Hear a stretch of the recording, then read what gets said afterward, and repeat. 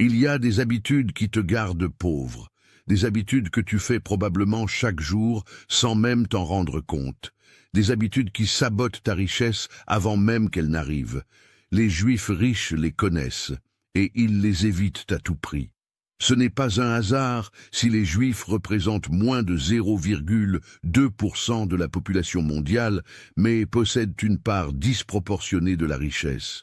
Ce n'est pas de la chance, ce n'est pas de la magie. C'est parce qu'ils savent exactement quelles habitudes adopter, et surtout quelles habitudes éviter absolument. Aujourd'hui, je vais te révéler 6 habitudes qui détruisent ta richesse. 6 habitudes que les Juifs riches ne font jamais. 6 habitudes que tu dois éliminer de ta vie si tu veux un jour connaître l'abondance financière. Shalom. Je suis le rabbin Joseph. Pendant plus de 20 ans, j'ai étudié les principes qui ont permis à mon peuple de prospérer à travers les pires épreuves de l'histoire. Aujourd'hui, je partage cette sagesse avec toi. Si tu as une seule de ces 6 habitudes, ta richesse est en danger. Alors, écoute attentivement jusqu'à la fin. Ce que tu vas apprendre peut changer ta situation financière pour toujours.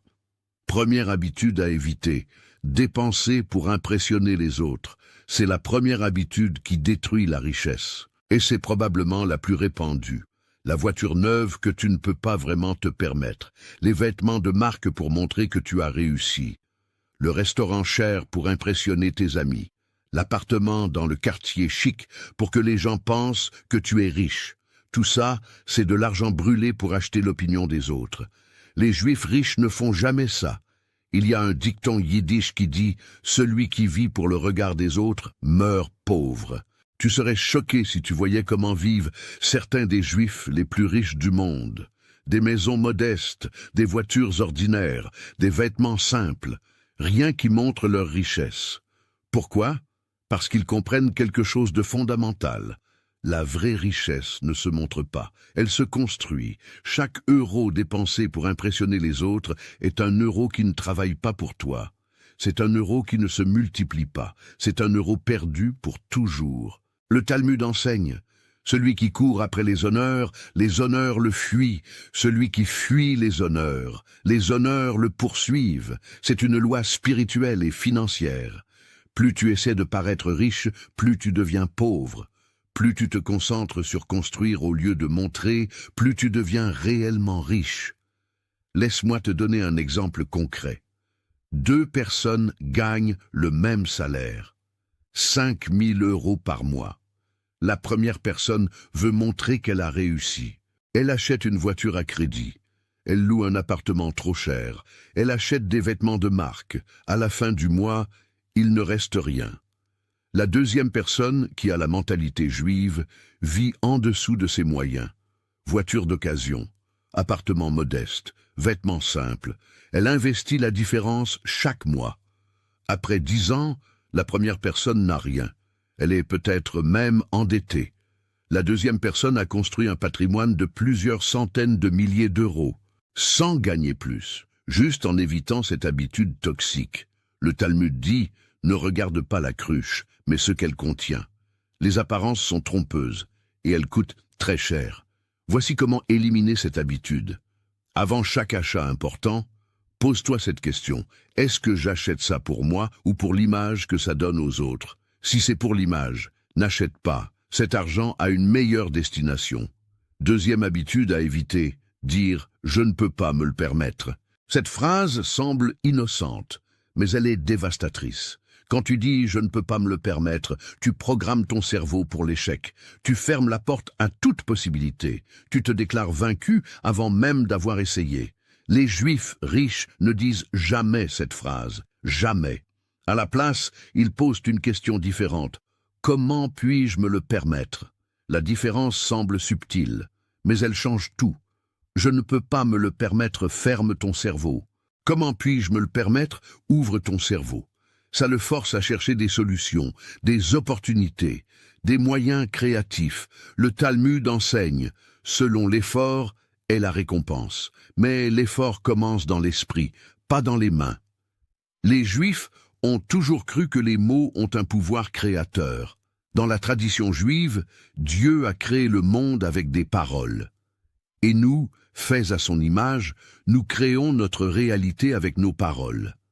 Quand tu répètes « je ne peux pas », tu crées cette réalité. Quand tu demandes « comment puis-je », tu ouvres la porte à une nouvelle réalité. Laisse-moi te donner un exemple. Un jeune juif voulait acheter un immeuble pour commencer dans l'immobilier. Le prix était de 200 000 euros. Il n'avait que 5 000 euros. Un pauvre aurait dit « je ne peux pas me le permettre » et il aurait abandonné. Ce jeune homme a demandé « comment puis-je me le permettre ?» Cette question l'a poussé à chercher des solutions. Il a trouvé un partenaire qui avait de l'argent mais pas de temps. Il a négocié avec le vendeur un paiement échelonné. Il a obtenu un prêt d'un membre de sa communauté. 6 mois plus tard, il était propriétaire de l'immeuble. Pas parce qu'il avait plus d'argent que les autres, mais parce qu'il avait posé la bonne question. Voici comment éliminer cette habitude. Chaque fois que tu te surprends à dire « je ne peux pas me le permettre », arrête-toi. Remplace cette phrase par « comment puis-je me le permettre » et laisse ton cerveau travailler sur la réponse. Tu seras surpris des solutions qui apparaîtront. Troisième habitude à éviter. Garder ton argent immobile. C'est une habitude qui semble prudente, mais qui est en réalité destructrice. Beaucoup de gens pensent que garder leur argent à la banque est sûr, que c'est la chose responsable à faire, que c'est comme ça qu'on protège sa richesse. C'est faux, c'est exactement le contraire. L'argent qui dort perd sa valeur chaque jour.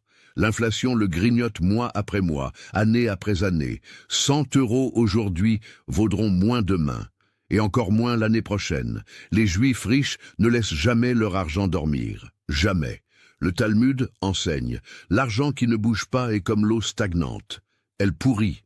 L'argent est de l'énergie, et l'énergie doit circuler pour rester vivante. Il y a une pratique juive ancienne qui divise l'argent en 3 parties. Un tiers pour vivre, un tiers pour investir, un tiers pour donner. Cette règle des 3 tiers garantit que l'argent circule toujours, qu'il travaille toujours, qu'il se multiplie toujours. Les Rothschild, la famille juive la plus riche de l'histoire, avaient une règle absolue, jamais d'argent dormant. Chaque centime devait être investi quelque part, dans l'immobilier, dans les entreprises, dans les prêts, quelque part où il pouvait grandir. Cette obsession de faire travailler l'argent est ce qui leur a permis de construire une fortune qui a duré des générations. Le pauvre garde son argent sous le matelas par peur de le perdre. Et il le perd quand même, lentement, à cause de l'inflation. Le juif riche fait circuler son argent avec stratégie, et il le multiplie année après année. Voici comment éliminer cette habitude. Regarde ton compte bancaire maintenant. Combien d'argent dort là sans rien faire? Garde seulement 3 à 6 mois de dépenses en réserve d'urgence. Le reste doit travailler. Investis-le, fais-le circuler, ne le laisse jamais dormir. Le Talmud dit, celui qui laisse son argent dormir est comme celui qui enterre un trésor dans le désert. Le sable finira par l'engloutir. 4e habitude à éviter. Parler de tes projets avant de les réaliser. C'est une habitude que presque tout le monde a, et c'est une habitude qui tue les rêves. Tu as une idée de business, tu es excité. Tu en parles à tout le monde, tes amis, ta famille, tes collègues. Tu veux leur approbation, tu veux leur enthousiasme. Et que se passe-t-il? La plupart du temps, ils te découragent. C'est trop risqué. Ça ne marchera jamais. Tu n'as pas les compétences. Tu n'as pas l'argent. Et même s'ils t'encouragent, quelque chose d'étrange se produit. Une fois que tu as parlé de ton projet, tu te sens moins motivé à le réaliser, comme si en parler avait suffi, comme si l'excitation s'était échappée. Les Juifs riches connaissent ce phénomène, et ils évitent cette habitude à tout prix. Il y a un concept dans la tradition juive appelé « Ayin Hara », le mauvais œil. Ce n'est pas de la superstition. C'est de la sagesse psychologique ancienne. Quand tu parles de tes projets avant de les réaliser, tu t'exposes à l'énergie négative des autres, leurs doutes, leur jalousie, leur peur. Tout ça s'attache à ton projet et le sabote. Le Talmud dit, la bénédiction ne repose que sur ce qui est caché des yeux. Les Juifs riches travaillent en silence, ils construisent en silence, ils réussissent en silence, et ils ne parlent que quand c'est fait. Laisse-moi te raconter une histoire. Il y avait deux frères juifs qui avaient chacun une idée de business. Le premier frère était excité. Il en a parlé à tout le monde. Il a reçu beaucoup de critiques, beaucoup de doutes. Au bout de quelques semaines, il avait perdu sa motivation. Il n'a jamais lancé son projet. Le deuxième frère n'a rien dit à personne, pas même à sa femme. Il a travaillé en silence pendant 6 mois. Quand il a finalement parlé de son projet, c'était pour annoncer ses premiers profits. Même idée. 2 résultats complètement différents. La seule différence, le silence. Voici comment éliminer cette habitude. La prochaine fois que tu as un projet, une idée, une ambition, garde-la pour toi. Ne la partage avec personne jusqu'à ce que tu aies des résultats concrets à montrer. Laisse ton succès faire le bruit, pas tes intentions. 5e habitude à éviter. Mélanger amitié et argent sans règle claire. L'argent détruit plus d'amitié que n'importe quoi d'autre, plus que la distance, plus que le temps, plus que les désaccords. Prêter de l'argent à un ami sans règle claire. Faire un partenariat d'affaires avec un ami sans contrat. Mélanger les sentiments et les finances. C'est une recette pour le désastre. Les Juifs riches ne font jamais cette erreur. Le Talmud a une règle très claire. Avant de prêter de l'argent à un ami, décide si tu préfères garder l'ami ou garder l'argent, car tu ne garderas probablement pas les deux. Ce n'est pas du cynisme, c'est de la sagesse. L'argent change les relations, il crée des attentes, des ressentiments, des malentendus, même entre les meilleurs amis, même entre les membres d'une famille. Les Juifs ont résolu ce problème d'une façon brillante. Ils ont des règles claires, des contrats, des accords écrits, même entre amis, même entre frères. Ce n'est pas un manque de confiance, c'est exactement le contraire. C'est protéger la relation en éliminant les zones de conflit potentiels. Dans la tradition juive, il est dit « un bon contrat fait de bons amis ». Laisse-moi te donner un exemple. 2 amis juifs voulaient lancer un business ensemble.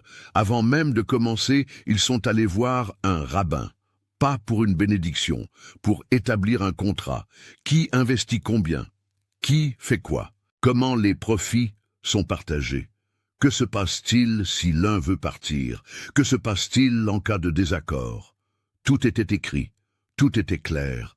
5 ans plus tard, le business avait grandi. Ils avaient eu des désaccords, des moments difficiles, mais leur amitié était intacte, parce que les règles étaient claires depuis le début. Compare ça avec les histoires que tu connais, des amis qui se sont déchirés pour de l'argent, des familles brisées par des héritages mal gérés, des partenariats détruits par des malentendus.